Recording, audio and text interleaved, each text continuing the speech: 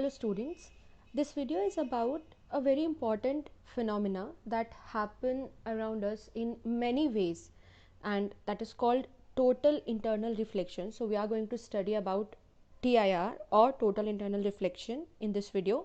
For this we have to move to the diagram here.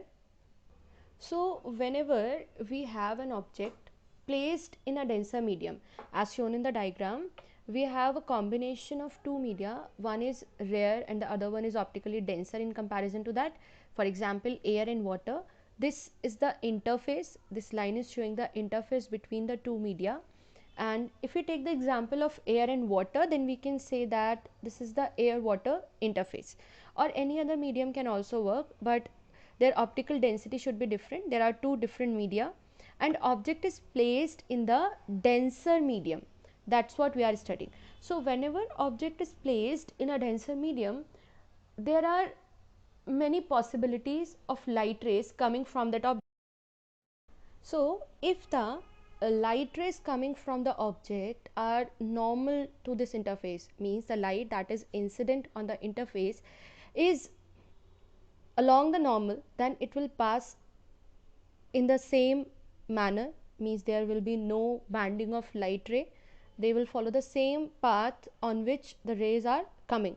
However, if they are making some angle, suppose angle of incidence is I, that these light ray make with the normal, then since these light rays are passing from denser to rarer medium, so these light ray will bend away from the normal, means actually their path was like this, but they bend away from the normal.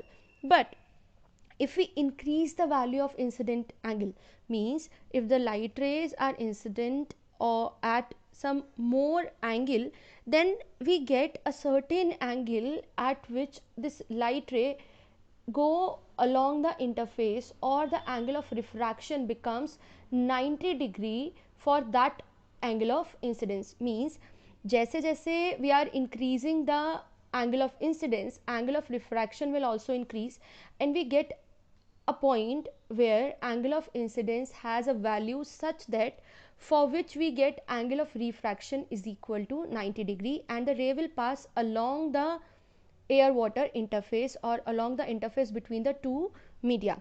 This incident angle is known as critical angle, and we denote this angle as IC. So this angle for which we get angle of refraction is equal to 90 degree, that is called critical angle, and all the angles below IC, all the values of angle of incidence below critical angle, we get refraction, means there is some angle of refraction which will vary between 0 and 90 according to the laws of refraction. Now what if we increase the value of angle of incidence further? अगर हम I का value critical angle से भी increase करते हैं, then after this point the ray will get back to the same medium, because as we are increasing I, angle of refraction is also increasing.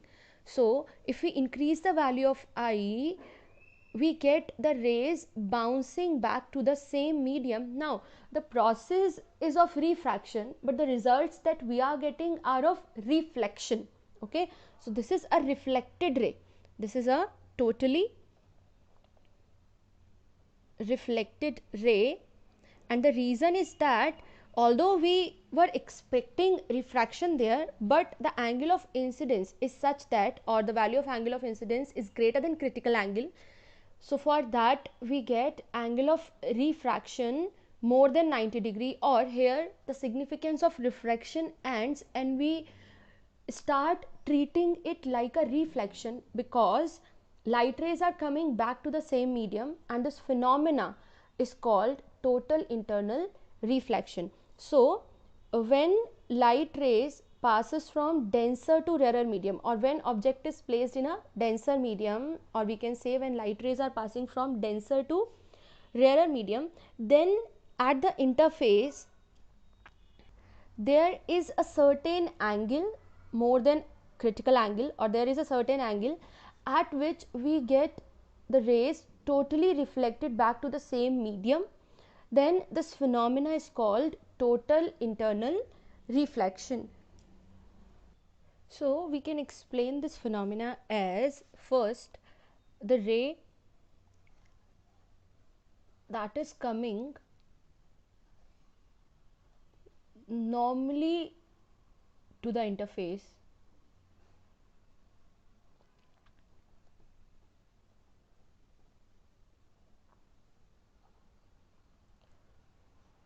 pass on to the other medium undeviated, right? That means I am talking about this ray which is coming normally to the interface. It will go in the same direction in the other medium also. It won't show any kind of bending. Now to explain the phenomena, I am assuming this as ray 1, this as ray 2, and this as ray 3. So for the ray 1, if the ray is incident at a small angle, if the ray is incident at some small angle I, then after passing the interface, since it is passing from denser medium to rare medium, that's why it bends away from the normal and shows a refraction. So after passing the interface, it bends away from the normal, as shown for the ray 1. This is the ray is coming at angle I, this is the angle of incidence, and it passes from one medium to other such that it bends away from the normal, and the angle of refraction is r. Now angle of refraction is greater than angle of incidence. For this case, angle of incidence is small and angle of refraction is more. This we have to note. Second thing that we have to note is, as we increase angle of incidence, angle of refraction will also increase. So as we increase the angle of incidence, the ray will bend more and more while passing from one medium to another, and it will be away from the normal, so we get more angle of refraction. These are the 2 points that we have to consider. Now coming to ray number 2, for ray 2, when we were increasing the angle of incidence, we get a certain angle of incidence for which angle of refraction become 90 degree. So at some angle of incidence in the denser medium, so I can write it as at some angle of incidence in denser medium, we get r, or angle of refraction, is equal to 90 degree in a rarer medium. Now this situation come when the angle of incidence is equal to the critical angle, or the angle of incidence at which we get r is equal to 90 degree, we call that angle of incidence as critical angle for that interface, critical angle for that combination of media, and it is denoted by IC. So as we increase I, R will be increasing, and at a certain value of I, we get R is equal to 90 degree, and that value of I is called critical angle for that particular combination of media. For every combination it will change, its value will change, and for a certain combination it will remain same. So if we have 3 setups and the medium is same, air water, air water, air water in all the 3, then we will get critical angle same for all the 3 cases. But if the combination is glass water or air glass, then in such case critical angle will vary. So now moving to the third ray. Now we further increase the value of angle of incidence. अगर हमने IC से ज़्यादा और increase किया I का value, then these rays will again bend away from the normal, and ultimately they will come back to the same medium. Means if angle of incidence I is increased beyond IC, in that case no ray will be refracted, but they come back to the, or they get reflected back to the denser medium.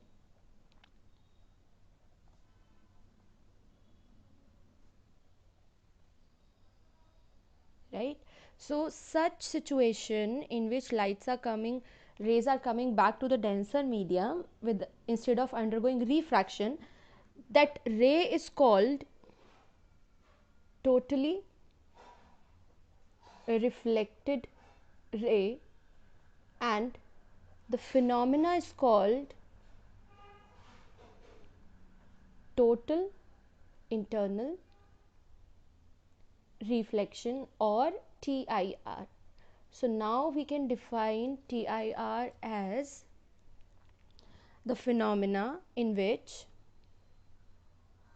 it is the phenomena in which a ray of light traveling at an angle of incidence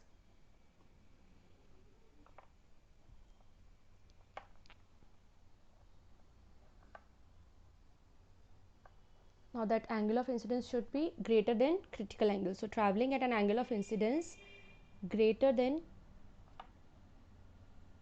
critical angle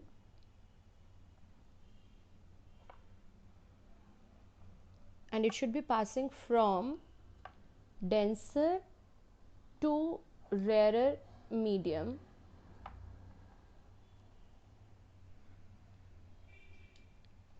right. So the phenomena in which ray of light which is traveling at angle of incidence greater than critical angle and from denser to rarer medium reflect back to the denser medium, then such phenomena is called total internal reflection or TIR, and there are two necessary conditions. Now these necessary conditions are also mentioned here. First, light should be passing from denser to rarer medium. This is the first condition, and the second condition is that angle of incidence must be greater than the critical angle. So these are the necessary conditions. If these two conditions are existing, only then the phenomena of total internal reflection is possible. Now one more thing is there, we can find the relation between critical angle and refractive index of the media, because these two depends on the combination of medium only. So we can find a relationship between them, that we are going to do next. So the next thing is the relation between critical angle and refractive index. So to find the relation, we have a setup like this, means there is air, water or any other combination of medium. There is a setup in which light is passing from denser to rarer medium, means second medium to first medium. So when we apply Snell's law, angle of incidence will be in denser medium and angle of refraction will be in rarer medium. So from Snell's law, we have sin I upon sin R. Now the ray is going from 2 to 1, not from 1 to 2. So the refractive index that we are finding will be 2 mu 1, means refractive index of 1 with respect to 2. Actually it is the refractive index of second medium, but here medium 1 is behaving like the second medium, because after refraction light is going in the medium 1. So it is 2 mu 1, and we know that it will be equal to the reciprocal of 1 mu 2. So this is the condition that sin I upon sin R is equal to 1 upon 1 mu 2.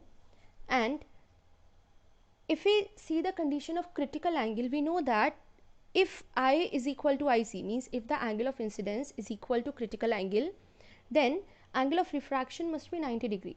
Agar refraction ka angle is 90 degree, then we call that angle is equal to critical angle. So I am going to put this condition in above equation, and we get sin IC upon sin 90 is equal to 1 upon 1 mu 2. On solving this, we get sin 90 is equal to 1, and by rearranging this or cross multiplying, we get 1 mu 2 is equal to 1 upon sin IC. So this is the relation between the refractive index and critical angle. Now if the rarer medium is air, if this medium is air, then in that case mu 1 is equal to 1 and mu2 let it be the refractive index of the medium with respect to air. So mu2 को हम mu consider कर सकते हैं. Then in that case this 1 mu2 can be written as mu is equal to 1 upon sine I c, because we know that 1 mu2, if 1 mu2 is any medium, this is the relation for the general case. For 1 and 2 can be any medium there, but if the medium 1 is air, then mu1 can be written as 1. Then this relation will become mu is equal to 1 upon sine IC. So this is the required relation between critical angle and the refractive index of the medium. That's all about this video. That's all about the total internal reflection. The two things that we have to keep in mind is object is placed in denser medium, light rays are passing from denser to rarer medium, and if the angle of incidence is more than the critical angle, only then TIR will be possible, otherwise not. Otherwise there will be refraction and the rays will not get reflected back to the same medium. That's all.